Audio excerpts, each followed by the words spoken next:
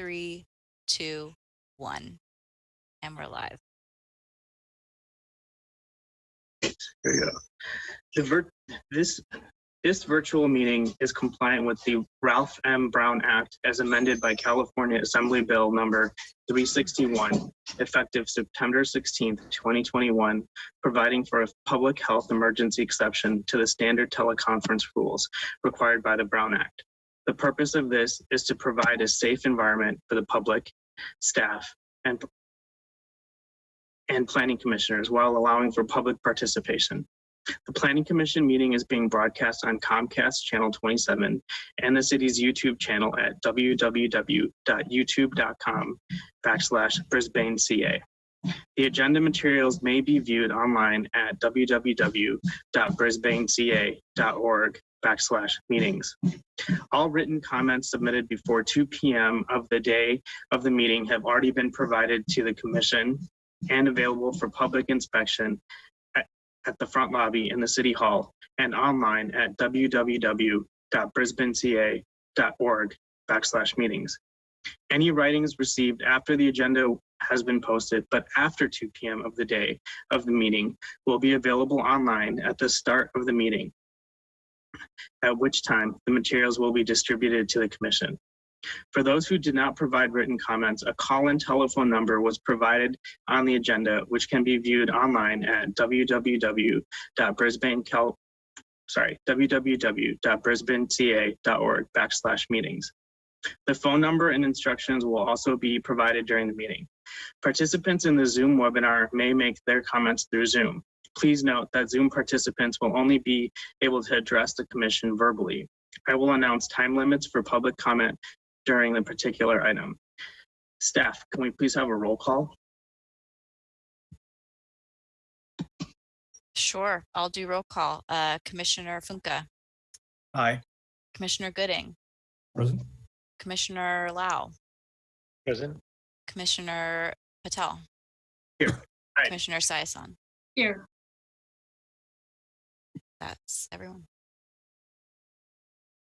Okay, it says, at this point, I would ask for a motion to adopt the agenda. So moved. Second. Staff, can we please do a voice vote? Commissioner Funke. Aye. Commissioner Gooding. Aye. Commissioner Lau. Aye. Commissioner Patel. Aye. Commissioner Sayasan. Aye. The motion passes with 5 ayes. Moving on to the consent calendar. Are there any members of the public or any commissioners that would like to pull an item from the consent calendar? Oh, let me show the screen. Oops, sorry.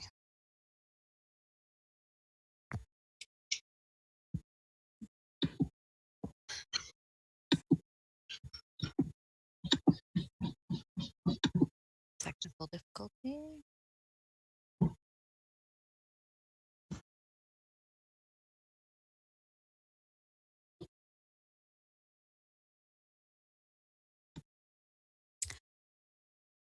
Apologies, I'm having trouble sharing the screen. Do you want me to read out loud the way people can comment since I'm unable to do that? Sure, that would be great. Okay.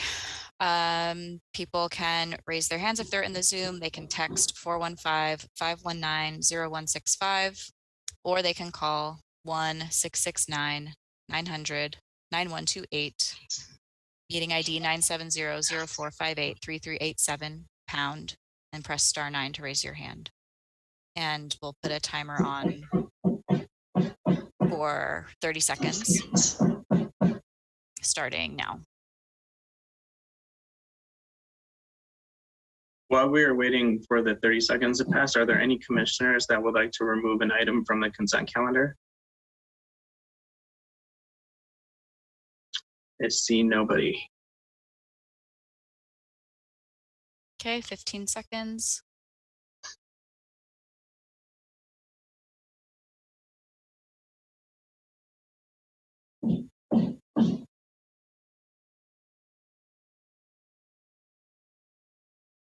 Okay, if 30 seconds has elapsed. Okay. So then I guess we move on to oral communications. You still have to adopt through the chair to adopt the consent calendar. Okay. Can I have a motion to adopt the consent calendar? I'll make a motion to adopt. Second. Can we do a voice vote? Commissioner Funke, Aye. Commissioner Gooding, Commissioner Gooding, Aye. Commissioner Lau, Aye. Commissioner Patel, Aye. Commissioner Saison. Aye. The motion passes with 5 ayes. So moving on to oral communications. I don't believe, I guess, okay. Sorry. Can staff present the timer again with the call-in number, or should we? I will do my best. If you wouldn't mind waiting for Sure. like 30 seconds so I can see if I can figure out what's going on. Julie, I have that page open. I can try to share. Yeah, if you wouldn't mind. Yeah, thanks. And I can do the timer.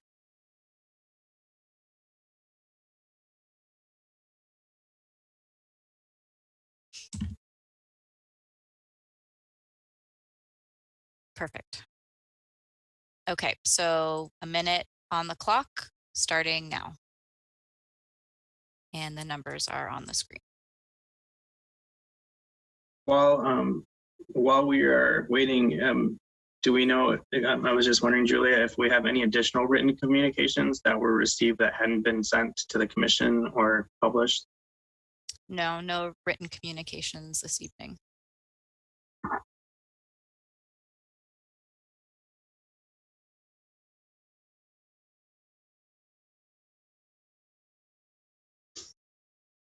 Okay, about 20 seconds left.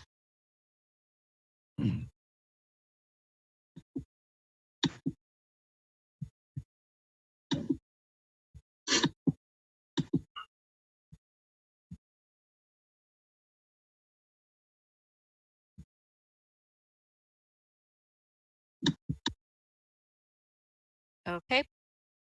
A minute has elapsed and I have no messages. Okay. So moving on to old business, there seems to be no old business. New business, there's no new business. And so we are getting to the item of the day, the workshop. Could staff give us the presentation on the 2023 to 2031 housing element update? Yes, and let me just do a share screen again here to start us off.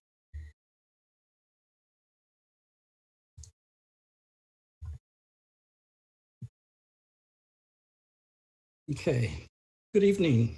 I want to extend my thanks to the Commission and any of those from the public who may be joining us tonight. We're pleased to provide this orientation to the draft 2023 to 2031 housing element. This week marks the beginning of the public comment period, which will continue through September 9th. The format for tonight will follow the structure of the draft element, but given the volume of material, it is not intended to cover the topics in depth, but rather is to provide an overview and a sampling of material that's covered in the element. We'll take a few minutes to talk about each of the chapters. Then we can take breaks at the Commission's pleasure to answer any questions that the Commission or public may have.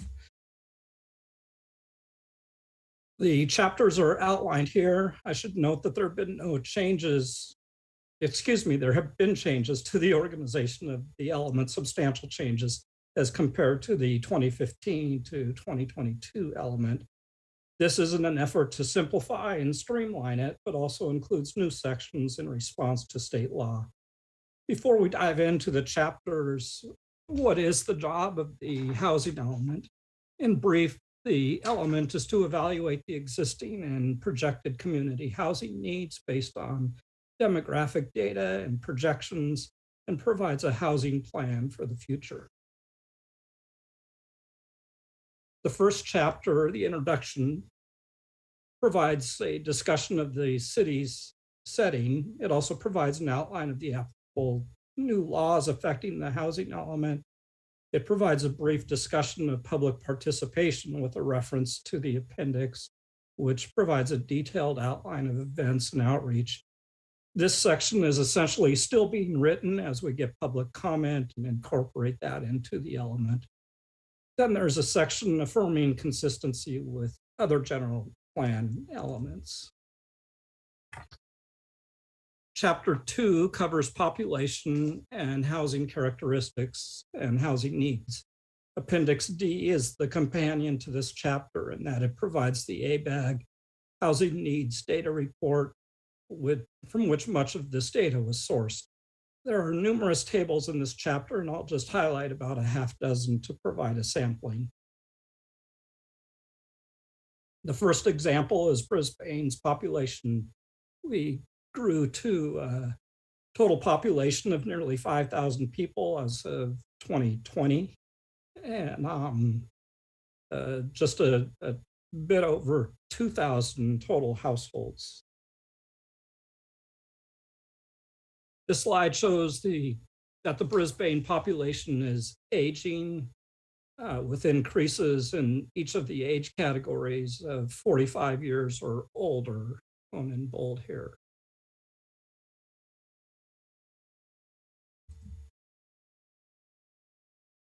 For racial and ethnic background, Brisbane is becoming more diverse, with those identifying as white going from 66% in 2010 down to 46% in 2020. Those identifying as Asian make up the next largest group, now at nearly 36%, followed by Hispanic or Latino at just under 10%. The median household income was reported at $114,000 in 2020. That's a bit lower than the county as a whole at $128,000. In comparison, sales prices on homes and condos have risen in recent years, with the median price of $1.3 million in 2022. Overpaying households constitute approximately 40% of the population.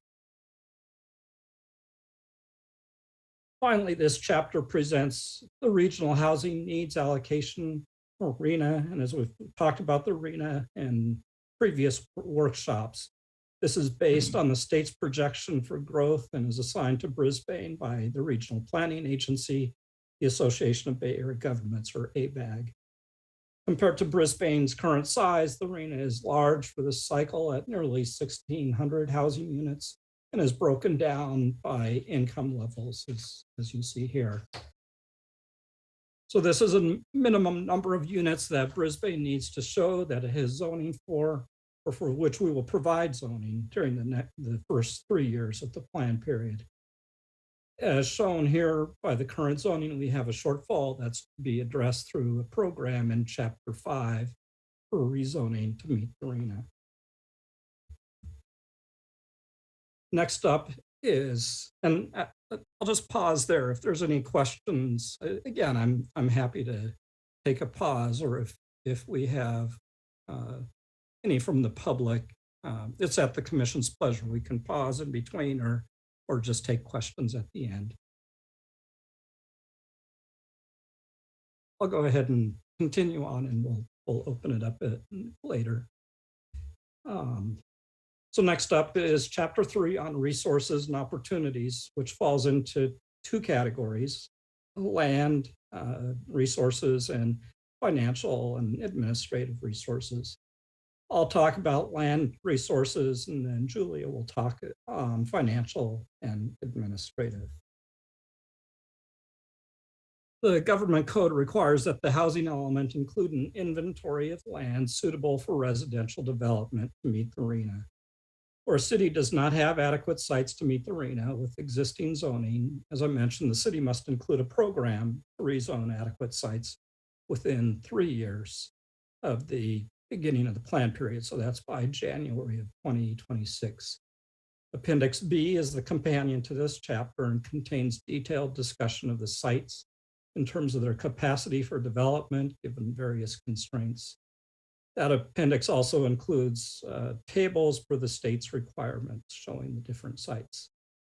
This map shows Brisbane with the areas highlighted in color being those that are either already zoned for housing or planned to be rezoned during this housing element cycle and that are claimed towards the RENA.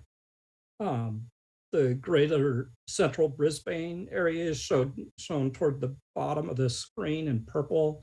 These areas are zoned for housing already. Parkside, shown in the middle with gold color, is an overlay zoning housing district, which are zoned to allow housing by right at 20 units an acre or more. These were zoned with a precise plan during the current housing element cycle, and we're carrying those forward as potential sites with this cycle. Finally, a portion of the Baylands area designated for housing is shown at the top of the page in the dark red. This area was designated for housing with ballot measure JJ in 2018, and then a general plan amendment was approved by council in 2019 to allow for housing. And that's in the range of 18 to 2,200 housing units. A draft specific plan is in process, which upon council approval would establish that zoning. So with the existing zoning in the greater central Brisbane area and Parkside, plus the rezoning at Baylands, and including accessory dwelling units or ADUs shown here, those are by trends, the city would meet the RENA across the income categories. This includes surplus, which helps address new rules regarding no net loss. Essentially, cities must maintain sufficient sites to accommodate the unmet RENA throughout the plan period. So if inventory losses occur, for instance, due to development that's less than what was designated in the housing element, the city must either identify and rezone if necessary to provide adequate sites or demonstrate that the land inventory already contains an adequate number of substitute sites. Also, with the selection of sites, the city must demonstrate commitment to fair housing. And with that, I'll pass the baton to Julia. Great, thank you, Ken. So this chapter also summarizes regulatory and financial resources that the city either controls or has access to encourage housing production, subsidize the cost of housing, support fair housing and prevent displacement, and maintain housing quality. Next slide, please. So there are several regulatory tools in the city's direct power. They're listed here on the screen.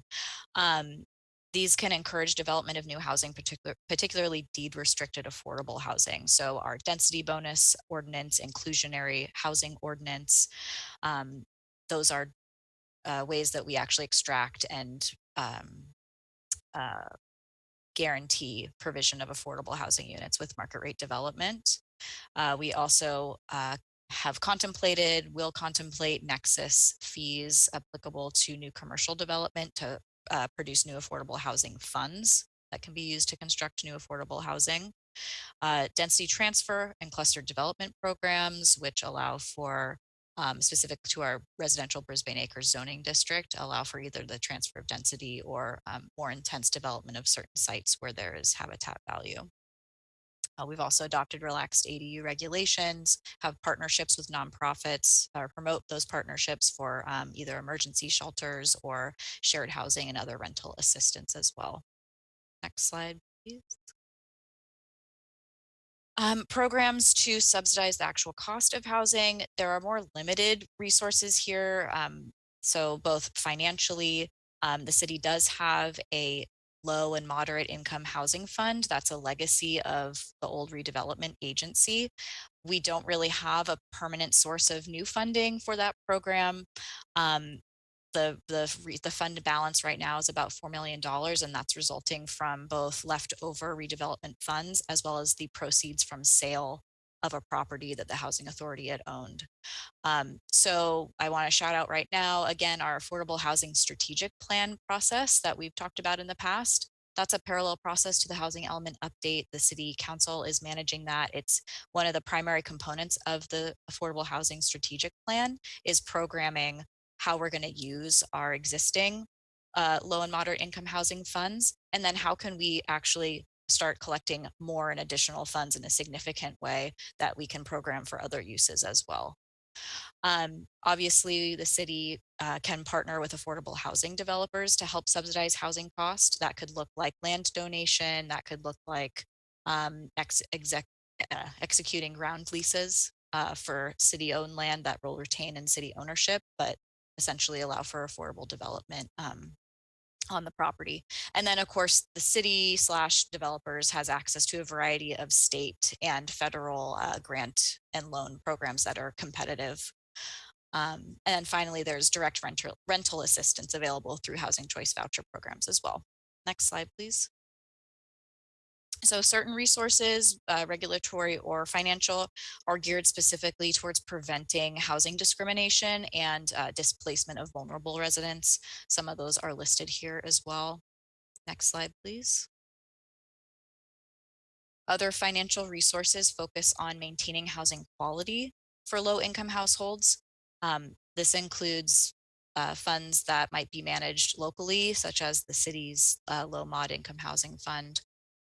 We actually, one of the programs in Chapter 5, the city received a grant from the federal government to fund new rehabilitation projects for low-income residents in the city. That's something we're going to be implementing in the next couple years. And then there are local and regional county level rehabilitation funding available for low mod income households and state programs as well that are a little less accessible but still available. Next slide. Okay, moving on, Chapter 4.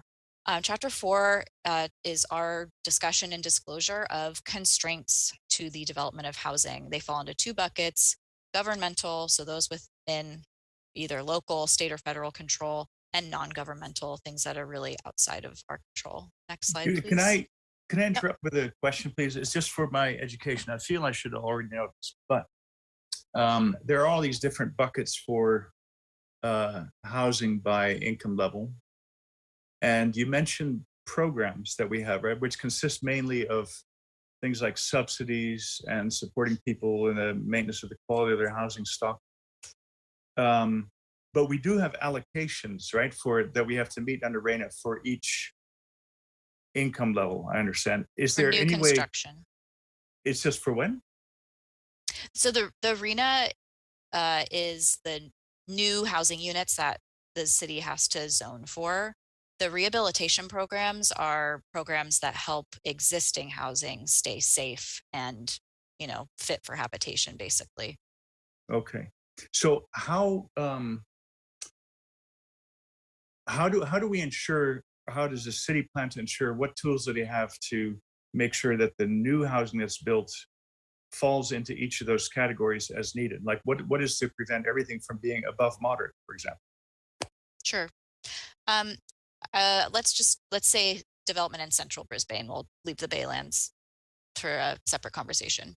So in central Brisbane, a given site, say it's large enough to accommodate 30 new dwelling units. Our inclusionary housing ordinance would kick in for any development of 6 units or more. There's a draft update to the inclusionary ordinance that would lower that threshold to 5 units or more. Anyways, so a 30 unit project, definitely over the threshold. A certain percentage of those units, about 15%, would have to be deed restricted, meaning it's a covenant recorded with the deed, to only be sold or rented to households that meet those either low or moderate, very low, whatever the category may be, incomes. So we require the covenants to be recorded. Once they are, you know, ready for occupancy, the city is involved to a certain extent, either in the sale, managing the sale or the rent. So the city's involved at kind of all stages of the process when it comes to deed restricted affordable units. Great, that's perfect. And then And Baylands what's that called again? The inclusionary housing ordinance. Okay. Got you. Perfect. Thank you very much.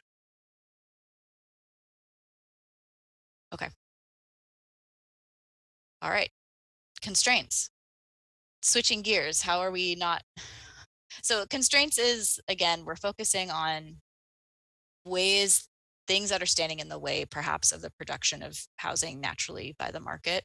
So one of those governmental constraints are land use regulations. So at the very kind of core of the city's control over housing are general plan and zoning control where housing is allowed to be built, at what density it is allowed to be built, what height limits, parking requirements, setbacks, other physical development standards apply to new housing.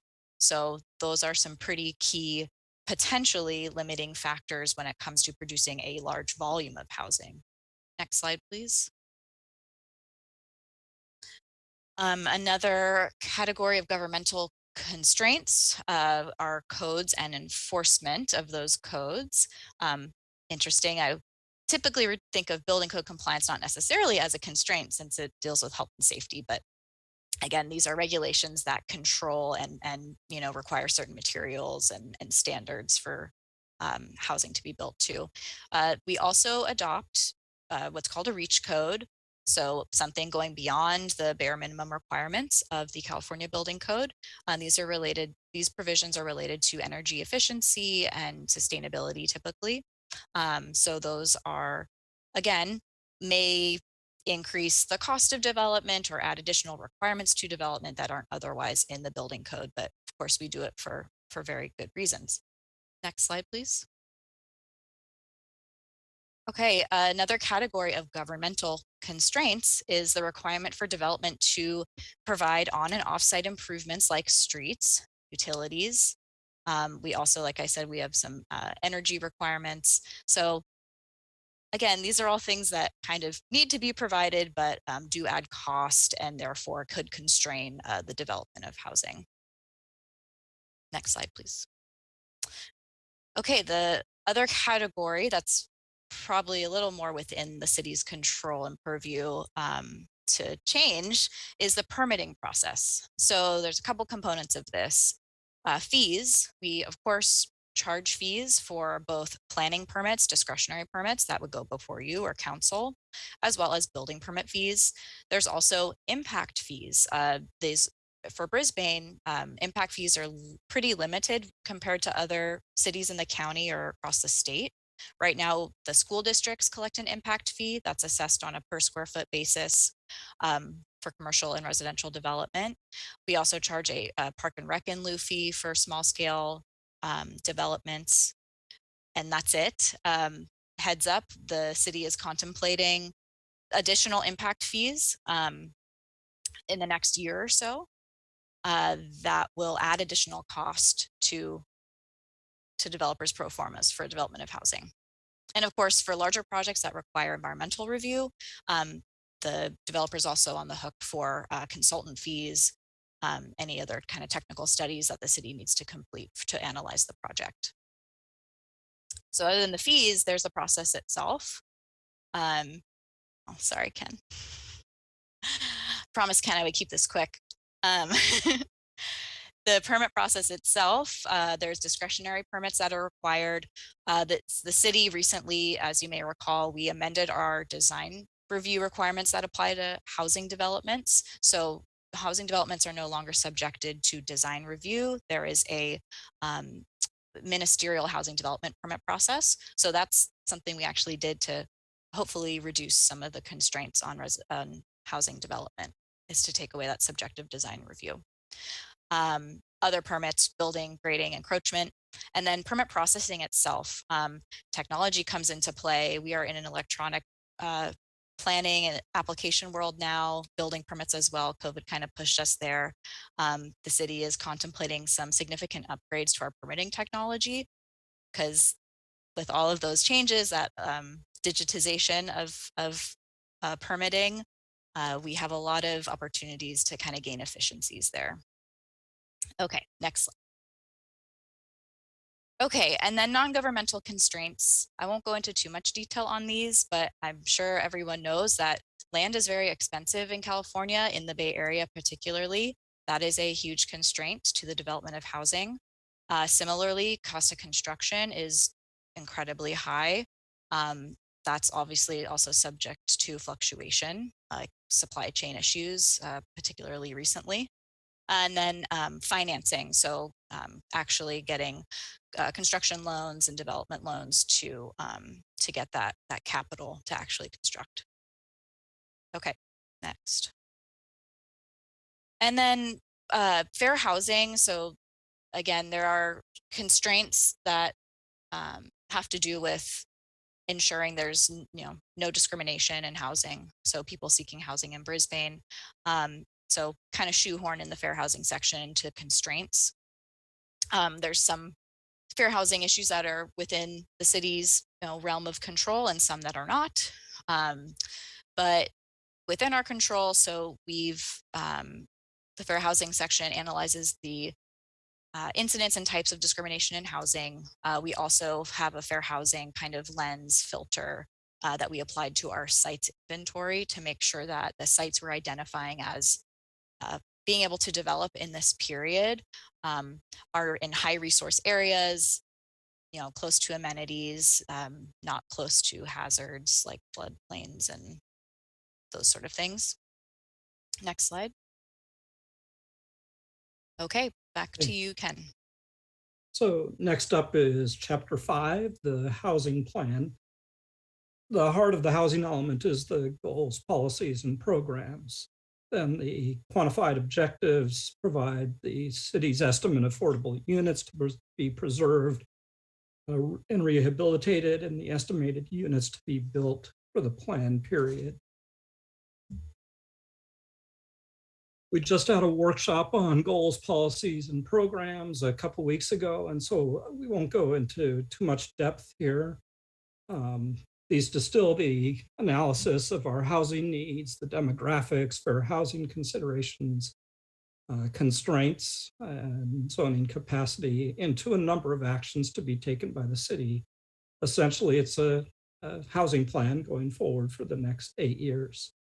In brief, goals are the guiding principles or aspirations, outcomes that the city wants to achieve.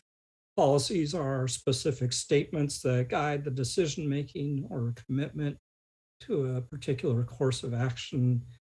Programs are the specific actions that implement those policies and help reach those goals. Often these have specific targets or dates tied to them. The goals serve as the framework for the policies and programs, as we talked about a couple of weeks ago. These are the draft of the goals and address the AFFH, housing production, preservation and protection, also protection from displacement. Also included are increasing our public awareness of housing programs and resources, conservation and greenhouse gas emission reduction, and finally avoiding unreasonable governmental constraints. And with that, I'll turn it back to Julia. Sure. So we've provided here, again, you guys already saw the draft goals, policies, and programs last week, but just a sample of kind of the hierarchy, how they relate to each other. We put up an example here. And next slide.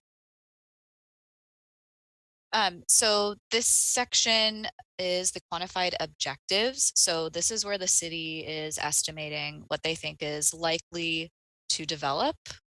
So the sites inventory in Chapter 3 evaluated the capacity of sites. So this is where we're saying, here's what we think will actually develop given trends, constraints, all of the things we analyzed in the element.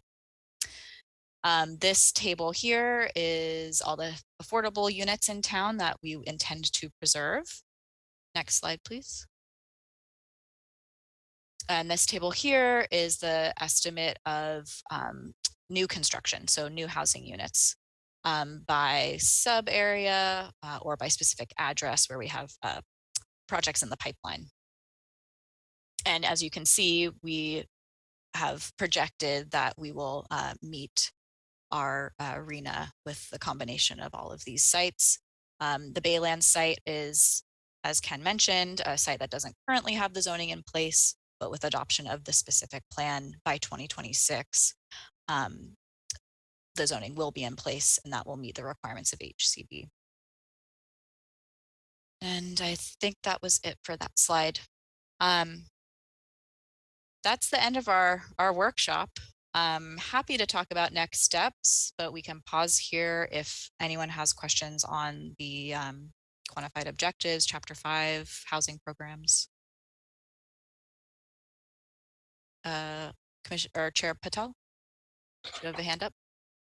Yeah, I was just wondering, in terms of constraints, I just read in the paper today that, you know, we're gonna have a 10% decrease in water in California. So like how, in terms of how does that balance out with growth in cities? So that is a real constraint. And believe me, we talk to our water utilities folks almost every day about the supply of water.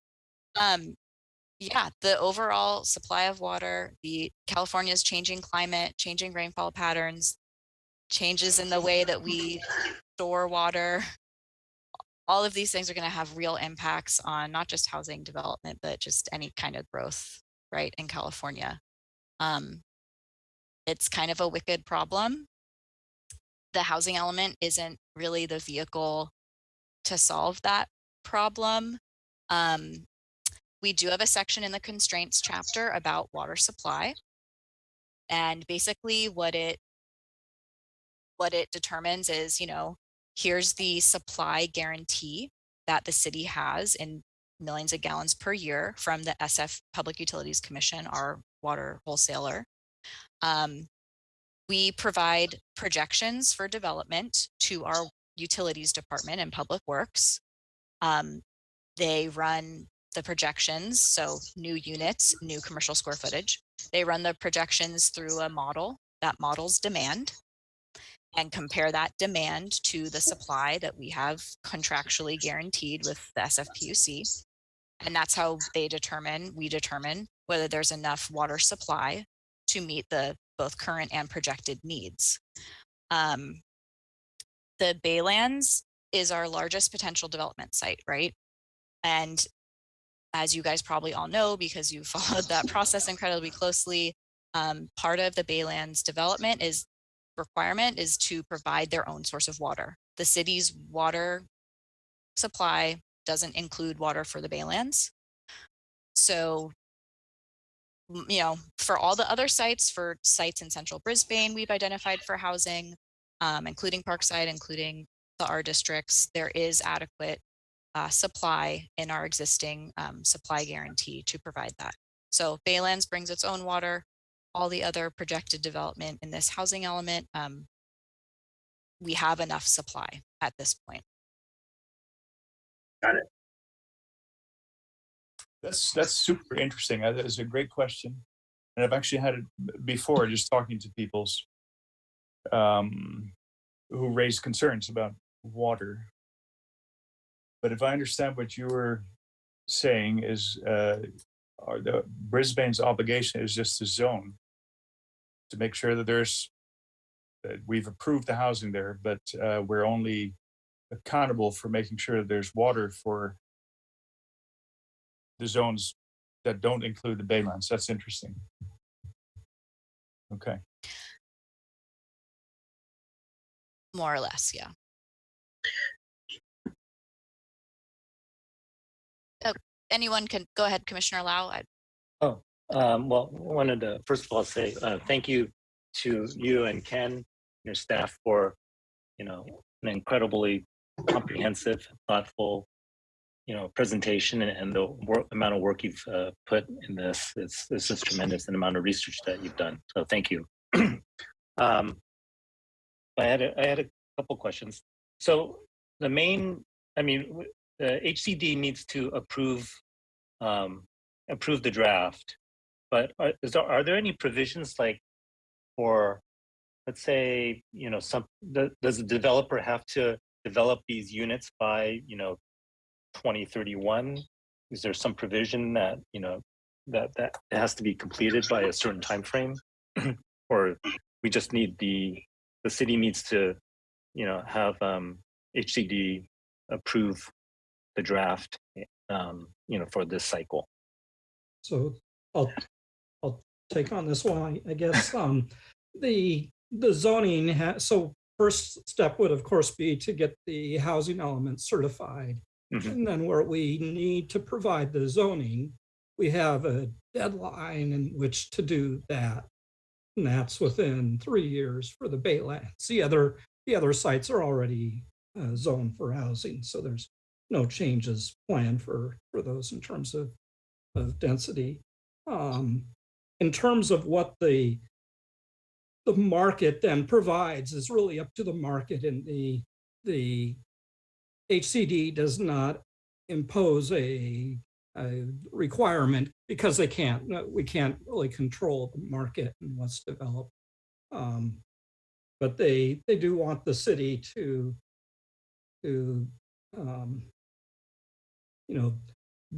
make all these efforts that we have said that we would do to allow that development to occur.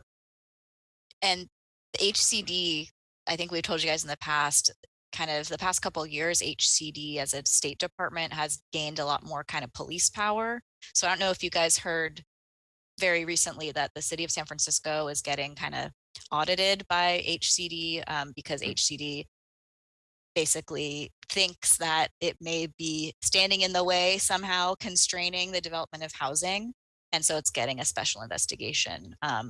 So we don't know what the future will look like in terms of HCD's regulatory powers, but like Ken said, the state really can't compel the private development of housing, but it certainly can lean heavily on cities that it thinks are not removing constraints like we just talked about, or somehow unreasonably getting in the way of the market developing housing. Okay, thank you. I had another question. I was looking at part of the Baylands development, and it appears that some low income density housing is proposed in this area along Industrial Way, between Bayshore and Industrial Way, and where there's a lot of businesses there.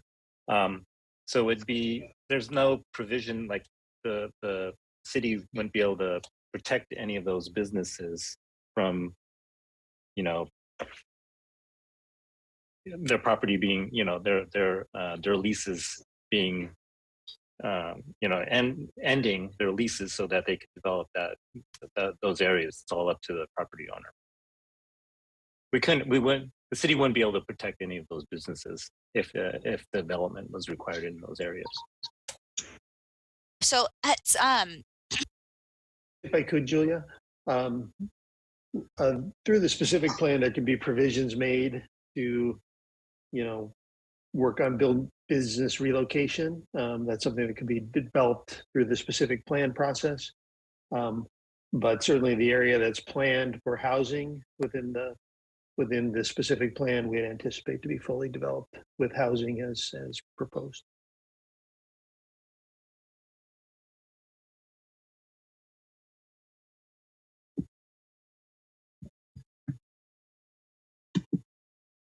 Seems as though Commissioner Gooding has a question.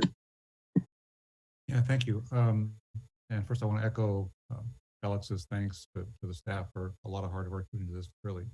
About the Baylands and their water responsibilities, has the time yet come for us to have any clue, or have they had to give any indication yet of how they would plan to meet their water needs, or just practically speaking, how they would accomplish that? Yeah, there have been some conversations that'll all be formally evaluated and disclosed. They have to do what's called the water supply assessment as part of the environmental review process, and that's where that will lay out what their demand is, what the shortfall is, and viable or reasonably foreseeable source of water.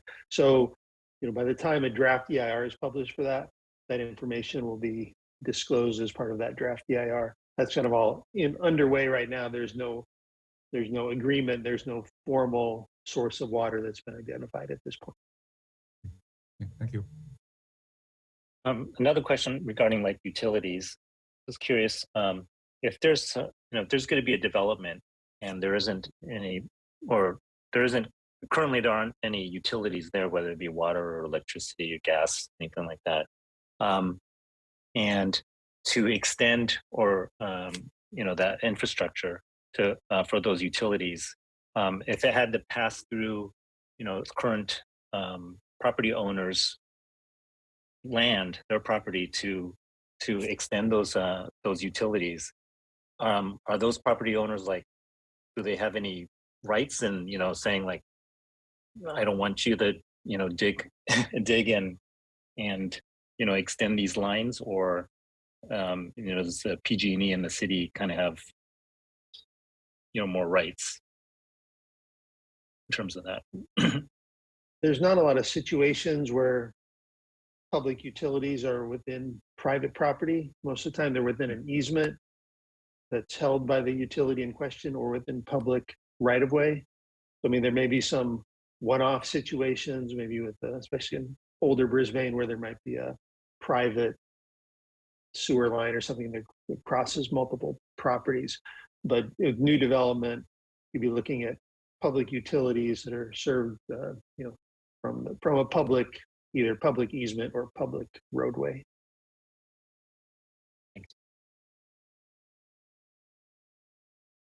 I have one more question about the water, please. So I understand, I think I understand how it would work.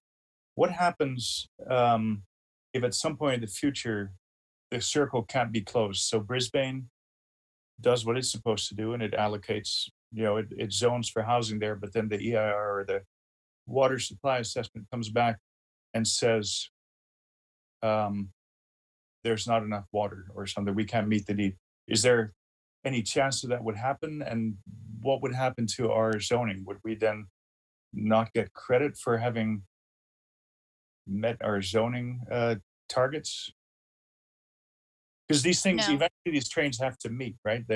Everything has to be aligned. I'd say that'll be an exciting conversation at the next housing element, right? Because you've identified sites, at the end of this 8-year cycle, everyone will be evaluating what happened there. And if indeed the city went through a process and, well, we identified X thousands of units on the Baylands and there's no water for that, well, I suspect HCD would not look very favorably upon reusing sites that were in that position. So that would be a very, let's see what the housing element numbers were for the next cycle. And, that would have to be addressed in some way. During the cycle, there's no, obligation that I'm aware of that if the water supply issues weren't resolved within a timely way, that they would affect this particular housing element. But certainly that would be an issue for the next go round. Yeah, I assume the developer has done sort of a risk assessment, right? It probably wouldn't have gotten to this point if they didn't have a pretty good idea that it could happen, right? I assume. Okay. I never assume anything when it comes to development in water in California. It's never too wise to assume. Right. All right, thank you.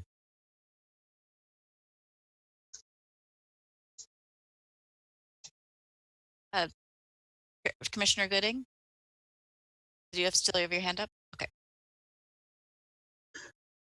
I have a follow-up question for John on that.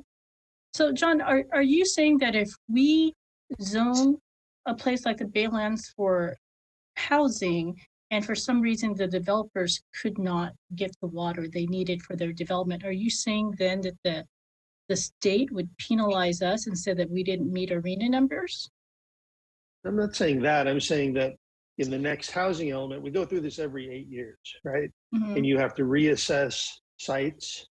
You'd have to essentially prove that the Baylands was still a reasonable housing site if you're going to try to get credit for them for the next cycle, assuming you needed those numbers.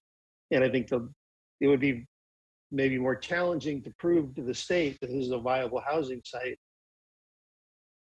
if you've gone through an effort and not been able to produce or find the water or have the water available and you don't have a path forward, right? I mean, if there's a path forward and it's being worked on, that's one story. If it's just flat out, no, there's no water for it, you know, I think we have a hard time selling those as being, you know, housing sites for the next cycle, but not penalizing us for what happened in this cycle or the process. But it would definitely be an issue for the next cycle. Okay. Do you have any concept of like how of their algorithm and when they project, you know, the housing needs for any city? Is it like, you know, midway through the cycle, like in 4 years, you know, will they run their program, yeah, or what? Yeah, it's tied to these. There's another state law that requires regional planning to occur. We call a sustainable community strategy, or something called Plan Bay Area, and that's a process that normally happens 2 to 3 years before the next RENA numbers come out. So about midway, slightly more than midway through this upcoming cycle. At least historically, that's how it was for the last 2 cycles. You had the SCS, or Sustainable Community Strategy, leading to a Plan Bay Area, and that would then have a big effect on the numbers that would come out of the housing element.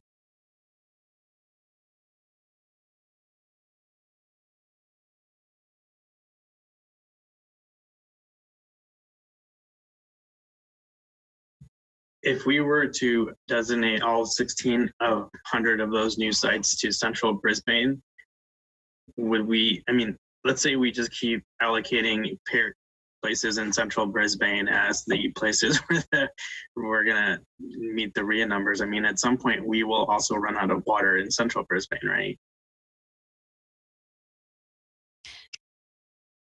Assuming that we don't just start getting, you know, tons of increases in our supply guarantee, you know, there is a certain inelasticity to water demand, right? Like you can only retrofit existing development to a certain extent.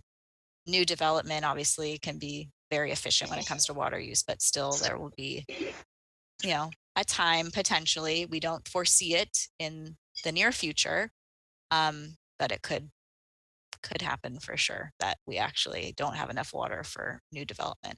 Our modeling goes through like 2045, I want to say. So we feel comfortable, you know, with our current supply guarantee, modeling projections out that far. And of course, those continue to be revisited and redone constantly. And as you know, your water just got a little bit more expensive also, right? Still probably not costing as much as it truly costs, but yeah. That might be true.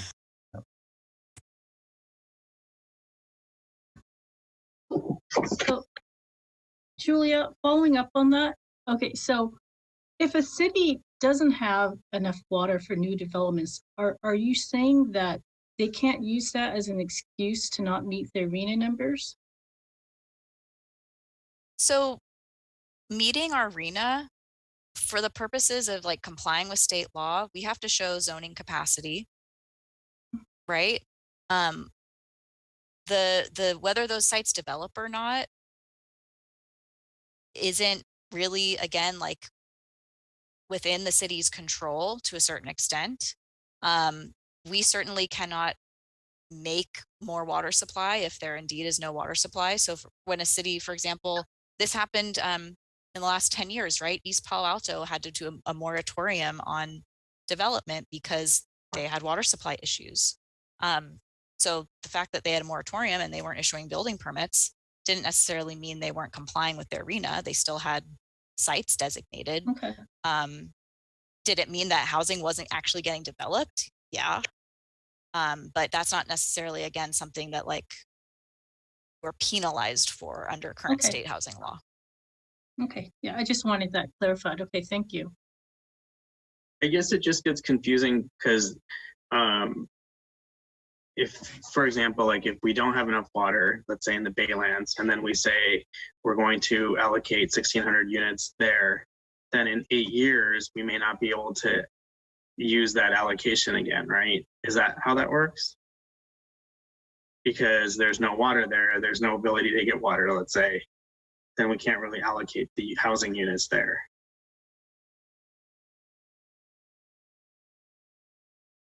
Unless John wanted to. It's kind of complicated. I mean, basically, we would make the case we did our part. Assuming we followed through with the zoning. I mean, the problem is with the specific plan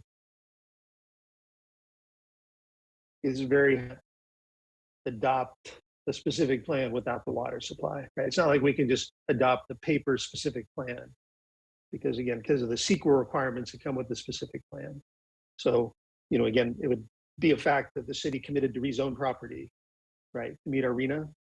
And if that 8-year cycle came and went, and for whatever reason, we were able to certify an EIR for a specific plan that zone for those 1,000 units or 1,600 units, then yes, we would not have met our obligation in this current housing cycle. And would then the state say, okay, you need to make up those and whatever your next allocation is, that would be the historic precedent. It would make you do that. So I think in the Baylands being a unique situation because of the fact that the zoning is tied to an EIR, is going to have a water supply assessment. You won't be able to achieve that, frankly, to achieve that zoning, meet that state requirement without a water supply. And where that leaves the city as Plan B or Plan C or Plan D, that's what the next housing element would have to sort through.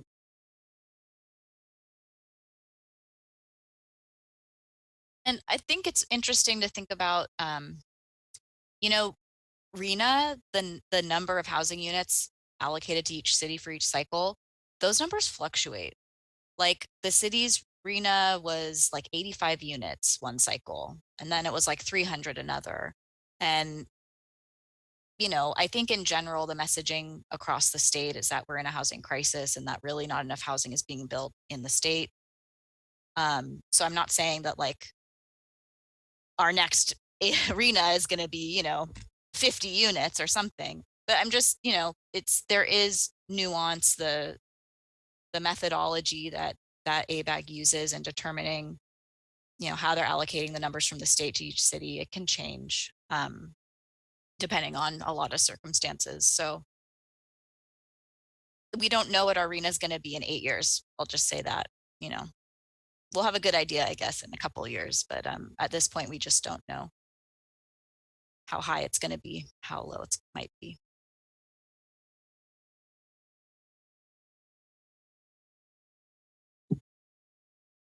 Okay.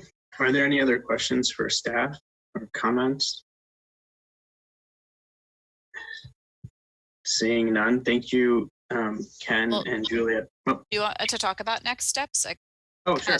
It's on the screen, but sure. So the housing element, it's out. It's on the website. We've opened up a 30-day formal comment period. We'll take comments up until like we submit it to HCD, but we have a 30-day period where we're obligated to collect responses and then collect comments and then also respond to them. That's 30-day deadline is through September 9th. And people can submit comments online through the website, through our contact form. If you go to the Housing Element Update webpage, it's very easy to do. They can also drop them off at City Hall, mail them, however they want. Public hearing, we've scheduled a public hearing for your second meeting this month on the 25th. So, and there'll be more public hearings if needed before you guys, but definitely on the 25th, that'll be the first one. Followed by council in October. And at that point, however many hearings it goes through at council, and then we'll submit the draft to HCD with any revisions that might have been made per your review and per public comments. Hopefully we'll submit that to HCD, let's say November. They have 90 days and they are taking all of those 90 days to review and then respond. I want to emphasize, like we've said before, the city does not expect that we are going to pass on the first try. No cities have passed on the first try. Half the state has already gone through this process and they're going through multiple rounds with HCD. If we're lucky, we're hoping to do 2 rounds. But just so we're setting expectations. anyways, once HCD has it, they'll review it within 90 days, get us back very detailed comments. We'll respond to those comments. Hopefully second try, they will certify us and we'll have a adopted, approved draft. If not by the January 31st statutory deadline, then at least within the 120-day grace period that they give us in state law. So those are our next steps. And with that, we'll conclude our workshop unless there's questions on that. Julie, just one, do you know, you've clearly talked to other people who've gone through this experience. Do many of the comments come back, do they pertain mostly to the goals and programs or to the zoning allocations that we've made? Any sense of that? I would say the shared experience. HCD is not happy with a lot of people's public engagement, and they never are. You can always reach more people. You can always have more people participate, right? That's kind of what we've heard from every city, that HCD is not happy with their engagement. I think the zoning is probably a little more city specific. So we don't really know how HCD will react to our zoning capacity. I think what we've said in the housing element, and we have as the Baylands as our biggest site, we have an active specific plan process. You guys are going to see the specific plan, in the next couple of years. We have a motivated developer. I mean, there's all these reasons why we are pretty confident in identifying it as a site. So obviously we'll see what HCD thinks of that, but we think we have a lot of evidence on our side to support that. But yeah, other cities, certainly, I'm sure they're getting comments like that from HCD of, is this site really viable? It depends. Okay. Constraints, fair housing. There's HCD really wants governments to explicitly kind of call out all the ways in which they may be standing in the way of housing. So maybe we'll get some feedback on not describing enough of how we're constraining housing, perhaps, but.